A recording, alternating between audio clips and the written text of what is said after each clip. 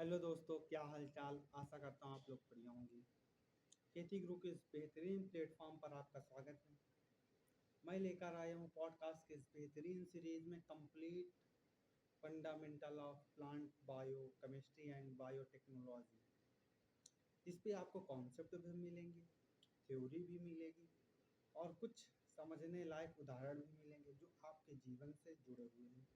तो शुरू करते हैं। बायोकेमिस्ट्री रसायन विज्ञान की वह शाखा जिसके अंतर्गत पादपों में होने वाली जैव रासायनिक अभिक्रियाओं का अध्ययन करते हैं एवं इसके गुणों का गहनतापूर्वक अध्ययन करते हैं। अर्थात बायोकेमिस्ट्री जैव रसायन रसायन विज्ञान की वह शाखा जिसके अंतर्गत हम पादपों या जीवों के अंदर जो होने वाले कार्बनिक रासायनिक प्रक्रियाएं हैं, चाहे वो उपापचयी हो, चाहे वह पाचन तंत्र के माध्यम से, चाहे वह श्वसन तंत्र के माध्यम से हो, चाहे वह ऊर्जा निर्माण हो, चाहे वह ऊर्जा निर्मोचन हो, इन सभी प्रक्रियाओं को गहनतापूर्वक अध्ययन करना ही प्लांट बायोकेमिस्ट्री पादप जैव रसायन कहलाता है। इसके महत्व की बात करें, आखिर हम क्यों पढ़े जैव रसायन, पढ़ के क्या करना है। तो अगर इसके महत्व की बात करें तो इसका महत्व पादपों के ऊर्जा निर्माण से लेकर ऊर्जा ह्रास तक के मध्य, अर्थात ऊर्जा ऊर्जा जब से निर्मित होगी और जब से खत्म हो, उसके बीच की जितनी भी प्रक्रियाएं हैं, जितनी भी ऊर्जा ह्रासी नियम लगते हैं, चाहे वो पाचन तंत्र में हो, रसायन में हो, किसी भी उपापचयी प्रक्रियाओं में, चाहे ऊर्जा निर्माण भी एटीपी खर्च होती है, तो उसके बीच की समस्त प्रक्रियाओं का अध्ययन किया जाता है इसके अंतर्गत।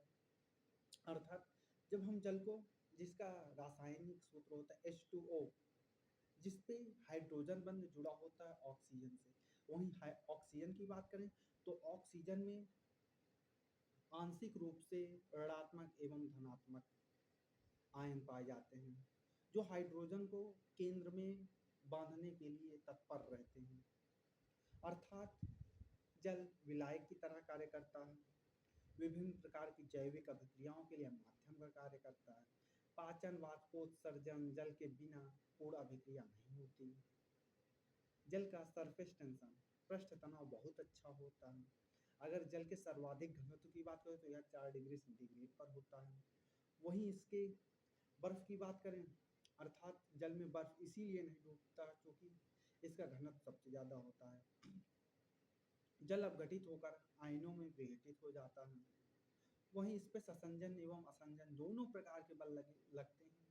ये सबसे बड़ी प्रक्रिया है, अर्थात यह सबसे बड़ा यौगिक है जो किसी भी माध्यम में अपने आप को मीडियम की तरह रखता है। वहीं जल के पीएच की बात करें तो हाइड्रोजन आयन की सांद्रता की लघु गण आयन की सांद्रता के ऋणात्मक लघुगणक मान को, अर्थात हाइड्रोजन आयन की सांद्रता के ऋणात्मक लघुगणक मान को पीएच कहते हैं। अगर जल के पीएच की बात करें तो स्वच्छ जल का पीएच होता है 7, जिसे हम उदासीन जल भी कहते हैं। कई प्रकार के पीएच एंजाइमों की सक्रियता के लिए उत्तरदायी होते हैं। पीएच परिवर्तन से प्रोटीन का विकृतीकरण भी हो जाता है। पोषक तत्वों की उपलब्धता पीएच मान पर निर्भर करता है। वहीं बफर की बात करें, बफर एक प्रतिरोधक की तरह कार्य करता है। ऐसा विलयन जो अम्ल एवं क्षार की मात्रा डालने पर उसके पीएच परिवर्तन के प्रतिरोध पर कार्य करता है। अर्थात अगर आप उस पर आंशिक रूप से अम्ल डाल रहे हैं या आंशिक रूप से क्षार डाल रहे हैं तो पीएच परिवर्तन नहीं होगा। इसी क्षमता को बफरिंग कैपेसिटी, बफरिंग क्षमता कहते हैं। यह कई प्रकार से हमें देखने मिलता है। अगर हम रक्त में बात करें तो रक्त में कई प्रकार के बाइकार्बोनेट बफर पाए जाते हैं। उदाहरण के लिए बात करें हीमोग्लोबिन, प्लाज्मा, जो बफर का कार्य करते हैं। जल की हीमांग की बात करें तो जल का हीमांग 0 डिग्री सेंटीग्रेड होता है। वही गलनांक की बात करें तो 100 डिग्री सेंटीग्रेड होता है। अब बात करते हैं कार्बोहाइड्रेट। प्लांट बायोकेमिस्ट्री नहीं, पूरी बायोकेमिस्ट्री में कार्बोहाइड्रेट का एक अहम हिस्सा है, क्योंकि प्राथमिक ऊर्जा स्रोत ही कार्बोहाइड्रेट है। कार्बोहाइड्रेट की बात करें तो ऐसे यौगिक जिनका निर्माण पॉलीहाइड्रोक्सी एल्डिहाइड व पॉलीहाइड्रोक्सी कीटोन, अर्थात हाइड्रो कीटोन और एल्डिहाइड के बहुलक से निर्मित जो भी यौगिक बनता है उसे कार्बोहाइड्रेट कहते हैं। अगर इसके सूत्र की बात करें तो CH2O का होल N, अर्थात N CH2O के अणुओं की संख्या बताती है। यह ऊर्जा उत्पादन में अहम योगदान देता है। अगर 1 ग्राम कार्बोहाइड्रेट की बात करूँ तो इसमें 4 किलो कैलोरी ऊर्जा प्राप्त होती है। पौधे कार्बोहाइड्रेट का भंडारण स्टार्च, ग्लाइकोजन द्वारा करते हैं। पादप कोशिका में सेल्यूलोज, पॉलीसैकेराइड जो कार्बोहाइड्रेट निर्माण करता है। वहीं आरएनए एवं डीएनए की बात करें तो इसमें पेंटोज शर्करा के रूप में कार्बोहाइड्रेट रहता है। यह फाइबर बनाने में मदद करता है। अगर इसके वर्गीकरण की बात करें तो इसके चार वर्गीकरण हैं। इसके वर्गीकरण की बात करें तो कार्बोहाइड्रेट 4 प्रकार के होते हैं: monosaccharide, disaccharide, oligosaccharide, polysaccharide. Monosaccharide की बात करें तो जल में, अर्थात जब हम मोनोसैकेराइड ऐसे कार्बोहाइड्रेट यौगिक होते हैं जिनका जल अपघटन नहीं होता, अर्थात जल अपघटन करने पर ये विघटित नहीं होते। कार्बोहाइड्रेट में ऑक्सीकरण व अपचयन देखने को मिलता है। यह ऑक्सीकृत होकर अनेक प्रकार के अम्ल निर्माण करते हैं, अर्थात जब ग्लूकोज से ऑक्सीकरण होता है तो ग्लूकोनिक अम्ल प्राप्त होता है। मोनोसैकेराइड का और एक गुण है, मोनोसैकेराइड एक चक्रीय रूप में रहते हैं, अर्थात इसकी संरचना की बात करें तो रिंग लाइक स्ट्रक्चर होती, चक्रीय संरचना होती है एवं इसमें मुख्यतः एल्डिहाइड कीटोन समूह व्यक्त होते हैं। इस पे अधिकतम 6 कार्बन पाए जाते हैं। वहीं डाइसैकेराइड की बात करें तो ऐसे यौगिक जिनका अपघटन जल के रूप में करने पर 2 मोनोसैकेराइड अणु प्राप्त होते हैं। जैसे यदि हम माल्टोज का जल अपघटन करते हैं तो ग्लूकोज 2 अणु प्राप्त होते हैं। माल्टोज की बात करें तो यह जौ में पाया जाता है। लैक्टोज की बात करें तो लैक्टोज में ग्लूकोज और ग्लैक्टोज नामक 2 प्रकार के कार्बनिक यौगिक प्राप्त होते हैं जल विघटन के द्वारा। लैक्टोज दुग्ध में पाया जाता है। वहीं सुक्रोज की बात करें तो सुक्रोज ग्लूकोज और फ्रक्टोज में टूटता है। फ्रक्टोज फलों में पाया जाता है। वहीं सुक्रोज की बात करें तो यह गन्ने में पाया जाता है। अब बात करते हैं ओलिगोसैकेराइड की। ओलिगोसैकेराइड ऐसे यौगिक जिनका जल अपघटन करने पर 3 मोनोसैकेराइड से 10 मोनोसैकेराइड के बीच में जो अणु प्राप्त होते हैं उन्हें ओलिगोसैकेराइड कहते हैं। अब बात करते हैं पॉलीसैकेराइड। आखिर पॉलीसैकेराइड क्या होते हैं? तो पॉलीसैकेराइड ऐसे अणु होते हैं जिनका जल अपघटन करने पर कई अणु प्राप्त होते हैं। यदि हम स्टार्च का जल अपघटन करें, इस पे एमाइलेज और एमाइलोपेक्टिन नामक 2 अणु प्राप्त होते हैं। काइटिन की बात करें तो काइटिन पॉलीसैकेराइड के अंतर्गत आता है जो कीटों की रक्षा आवरण होती है।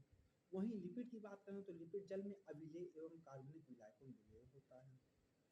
लिपिड तेल और वसा का मिश्रण होता है। अगर लिपिड के 1 ग्राम में बात करें तो इसमें 9 किलो कैलोरी ऊर्जा मिलती है। यह कोशिका झिल्ली में उपस्थित होती है जो सुरक्षा का कार्य करती है। वसा में विटामिन मिलते हैं। वसा में 4 प्रकार के घुलनशील विटामिन पाए जाते हैं: विटामिन के, vitamin E, vitamin D, vitamin A. अब बात करते हैं लिपिड। आखिर लिपिड का वर्गीकरण कितने प्रकार से किया जाता है? तो अगर इसके संरचना के आधार पर बात करें तो लिपिड 3 प्रकार से वर्गीकृत होता है: रेशेदार लिपिड, गोलाकार लिपिड, द्विचक्रीय लिपिड। वहीं इसके उत्पत्ति के आधार पर बात करें तो लिपिड 3 प्रकार का होता है: साधारण लिपिड, मिश्रित लिपिड जिसे हम कंपाउंड कहते हैं, उसके साथ साथ व्युत्पन्न लिपिड। वहीं सरल लिपिड की बात करें तो सरल में वसा, तेल, मोम जैसे लिपिड आते हैं। वही मिश्रित की बात करें तो फॉस्फोलिपिड, ग्लाइकोलिपिड, लेसिथिन जो दूध में पाया जाता है। वहीं व्युत्पन्न लिपिड की बात करें तो लिपिड और प्रोटीन निर्माण कर लाइपोप्रोटीन बनाते हैं, अर्थात जब हम पॉलीसैकेराइड यौगिकों की अभिक्रिया किसी अभिकर्मक से करते हैं तो फैटी एसिड, स्टेरॉयड टर्पेनियल्स, कई प्रकार की विटामिन निर्मित होती है। वहीं फैटी एसिड की बात करें तो ऐसा उत्पाद जिसकी रासायनिक संरचना में एक ओर कार्बोक्सिलिक समूह होता है, वह दूसरी ओर मिथाइल समूह होता है। अगर इसके व्यक्त करने के संकेत के बारे में बात करें तो CH3 सिंगल बॉन्ड और सिंगल बॉन्ड COOH से हम व्यक्त।